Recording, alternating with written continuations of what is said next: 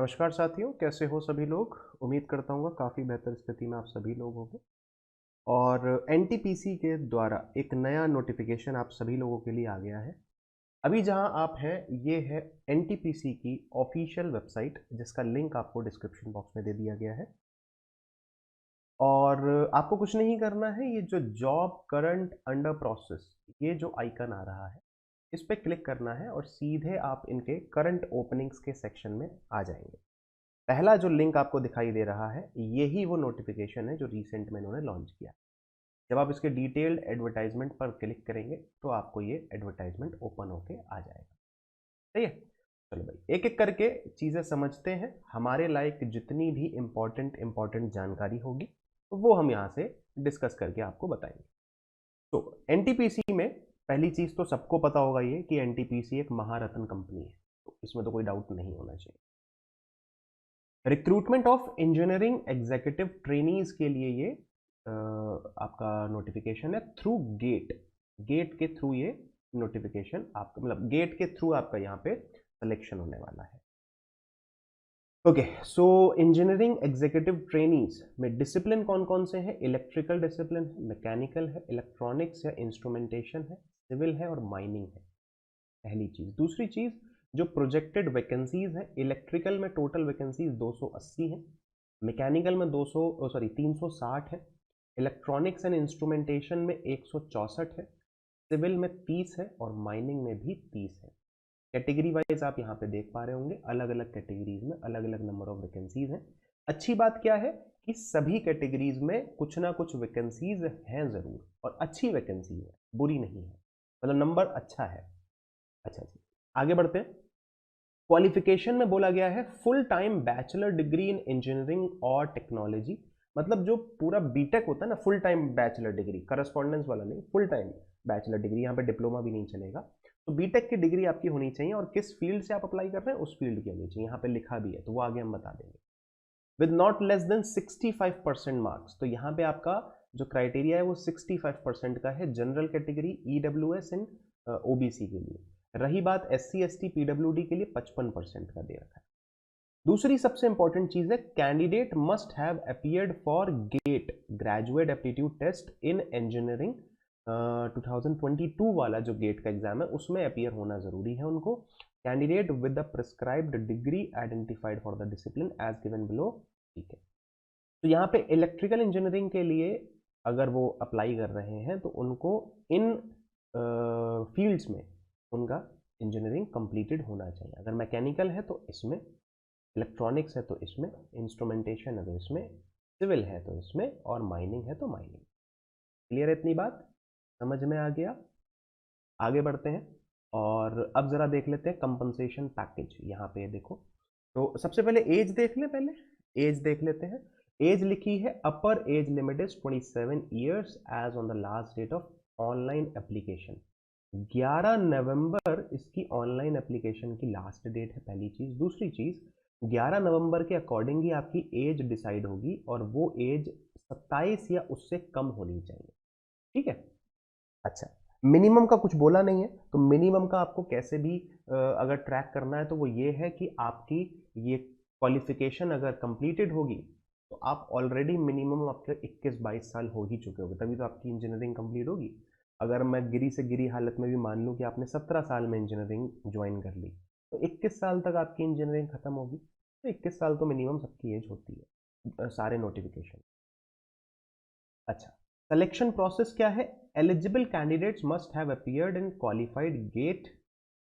Candidate shall be shortlisted for document verification based on GATE performance from amongst the candidate who apply against this advertisement in NTPC. कहने का था, जो भी लोग यहाँ पे इस नोटिफिकेशन के अकॉर्डिंग फॉर्म अप्लाई करेंगे उनको शॉर्टलिस्ट किया जाएगा according to their marks which they have acquired in gate, right? Further, the candidate will be extended offer of appointment subject to meeting the advertisement eligibility criteria। ठीक है, please note that only grade marks will be valid. ठीक है, तो कहने का अर्थात ये है कि गेट के बेसिस पे आपका सिलेक्शन होगा। कुल मिला के बात ये, selected candidates will be placed in the pay scale of 40,000 to 1 lakh 40,000 at the base pay of 40,000 E1 grade.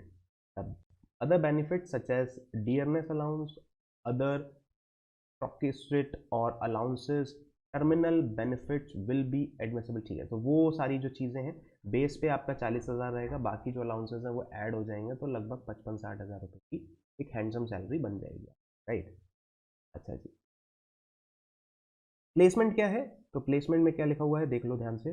Selected candidates shall undergo 1 year training at various places. तो 1 साल का आपका ट्रेनिंग पीरियड होगा पहले। Final place of posting will be decided after completion of training. जो final place है आपकी जहाँ पे आपकी पोस्टिंग होगी वो कंप्लीशन ऑफ ट्रेनिंग के मतलब ट्रेनिंग के बाद ही आपको पता चलेगा।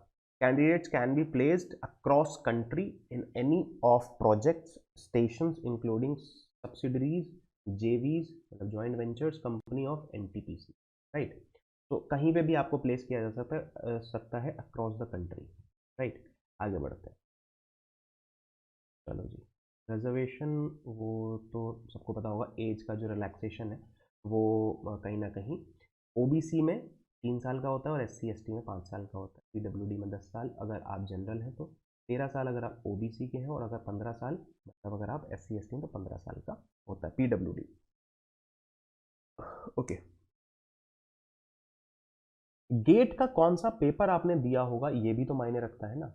तो अगर आपने इलेक्ट्रिकल इंजीनियरिंग के लिए अप्लाई किया तो ई गेट का कोड होना चाहिए ना, गेट का पेपर ये होना चाहिए, गेट का पेपर कोड ही होना चाहिए।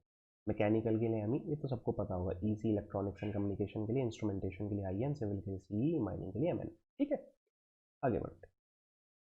सर्विस एग्रीमेंट बॉन्ड, ये एक इंपॉर्टेंट चीज है, इस पर जरा एक बार नजर डाल लेते हैं। Selected candidates who belong to general, EWS और OBC category will be required to execute a service agreement bond worth rupees 5 lakhs, 2.5 lakh for candidates belonging to SC, ST and PWD to serve the company for at least 3 years after successful completion of 1 year। तो 1 साल की training होगी और उसके बाद में आपको 3 साल एटलीस्ट कंपनी को देने होंगे। अगर आप पहले ही रिज़ाइन करते हो, छोड़ते हो किसी भी कारणवश, तो आपको, अगर आप जनरल EWS या OBC से हो तो आपको 5 लाख रुपए का 5 लाख रुपए देने पड़ेंगे, और अगर आप SC ST PWD से हो तो आपको 2.5 लाख रुपए देने पड़ेंगे। तो ये एक सर्विस एग्रीमेंट बॉन्ड है आपका, ठीक है। Okay, so how to apply में candidate need to apply online for NTPC EET engineering executive training 2022 on the website पे जाके आपको करना है, अभी मैं बता दूंगा कैसे करना है, ठीक है ना। आगे बढ़ते हैं, इंपॉर्टेंट डेट्स देख लेते हैं। कमेंसमेंट ऑफ ऑनलाइन एप्लीकेशन 28 अक्टूबर से ये रजिस्ट्रेशन स्टार्ट हो चुके हैं, और लास्ट डेट आपकी 11 नवंबर है, तो ज़्यादा टाइम नहीं दिया इन्होंने, हार्डली आपको कितने 28, 29, 30, 31, 4 और 15 दिन दिए हैं, तो 15 डेज़ का विंडो दिया है आपको। 15 डेज़ का विंडो मतलब कि सिलेक्शन प्रोसेस और सारी चीज़ें जो है वो बहुत जल्दी हो रही हैं, तो इट्स अ वेरी लाइक कह सकते हैं ये अच्छा पार्ट भी है, क्योंकि ज़्यादा टाइम नहीं लग रहा है, इंसान को ज़्यादा वेट नहीं करना पड़ेगा, फटाफट से सारी चीज़ें हो जाएंगी, ठीक है। चलो भाई एक बार वेबसाइट पे चलते हैं, और यहाँ पे लिखा है click here to apply. Apply कैसे करना है वो भी एक बार देख लेते हैं, ठीक है ना। अभी ज़्यादा टाइम नहीं हुआ है वीडियो को, तो इसी में देख सकते हैं अप्लाई। तो यहाँ पे देखो रजिस्टर का ऑप्शन आ रहा है और लॉगिन और अप्लाई का ऑप्शन आ रहा है। तो अच्छा, recruitment of EET engineering executive training, apply यहाँ पे क्लिक करते हैं, ठीक है ना। यहाँ पे हमने क्लिक किया, तो अब यहाँ पे आ रहा है यूज़र ID और ईमेल। हमने तो कभी पहले रजिस्टर किया नहीं है, तो न्यू यूज़र पे क्लिक कर दे, ठीक है। सो न्यू यूज़र पे क्लिक करके, और यहाँ पे आपको अपना पहला नाम, middle name, last name, category, then gender, फिर एप्लीकेंट, डेट ऑफ बर्थ, ये सारी चीज़ें डिटेल्स हैं, जनरल डिटेल्स, तो आपको फिलअप कर देनी है, सेव एंड रजिस्टर कर लेना है, और उसके बाद अलग अलग स्टेप्स होंगे, उनसे गुजर के आपको पूरा का पूरा रजिस्ट्रेशन कंप्लीट कर लेना। तो it's a like very simple process, ज़्यादा इसमें दिक्कत है नहीं, ठीक है। तो ये कंप्लीट ओवरव्यू था इस पूरे नोटिफिकेशन से रिलेटेड। NTPC का EET प्रोग्राम आया है, मतलब recruitment for engineering executive trainees, और ये आपको गेट के थ्रू सिलेक्शन होगा, तो अगर आपने गेट का एग्जाम दिया है तब आप इसको फिल कर सकते हैं। क्लियर है? ओके, सो कोई अगर अदर जानकारी आपको इस पूरे के पूरे नोटिफिकेशन से रिलेटेड चाहिए तो आप कमेंट सेक्शन में कमेंट कर दीजिएगा, मैं वहाँ पे आपको इस पूरे के पूरे जो भी आपको डाउट होगा उससे रिलेटेड आपको जानकारी दे दी जाएगी, ठीक है। बाकी वीडियो पसंद आया हो तो प्लीज़ यार लाइक और शेयर ज़रूर कर देना, और चैनल पे अगर पहली बार आया हो तो प्लीज़ चैनल को सब्सक्राइब ज़रूर कर लें। ठीक है, thank you so much, bye bye, take care, ख्याल रखिएगा। मिलते हैं नेक्स्ट वीडियो में with the next new update. Till then thank you so much, ख्याल रखिएगा, पढ़ाई करते रहिए और इस फॉर्म को ज़रूर भर दीजिएगा, वैकेंसीज अच्छी हैं। 280, 360, 164, 330, लगभग 700 कुछ वैकेंसीज रहेंगी। ठीक है, तो नंबर ठीक है, नंबर अच्छा है और गेट में अगर आपके मार्क्स अच्छे हैं then you can apply, you can go for it. चलो भाई, बाय बाय, टेक केयर, ख्याल रखिएगा।